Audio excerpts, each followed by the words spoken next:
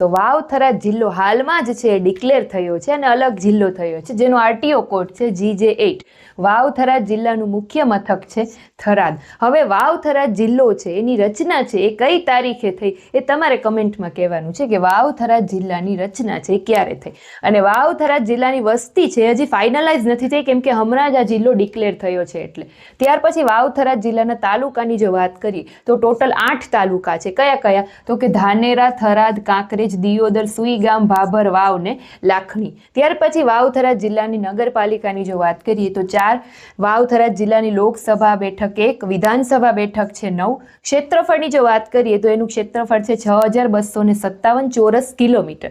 વાવ-થરાદ જિલ્લામાં મુખ્ય નદીઓ કઈ કઈ છે? તો કે બનાસ, લુણું અને સરસ્વતી. ત્યાંના મુખ્ય ઉદ્યોગો કયા કયા છે? તો કે હેન્ડલૂમની બનાવટો અને ભરત ગૂંથણ. પછી વાવ-થરાદ જિલ્લાના મુખ્ય પાક કયા કયા લેવામાં આવે છે ત્યાં? ઈસબગુલ, વરિયાળી, જીરું, મેથી, બાજરી વગેરે. હવે તમારે જો બનાસકાંઠા જિલ્લાની આવી જ ડિટેલ જોવી હોય તો નીચે એની લિંક છે તમને મળી જશે. હવે તમે કમેન્ટ કરજો કે નેક્સ્ટ છે કયા જિલ્લાની રીલ છે તમારે જોવી છે. Thank you.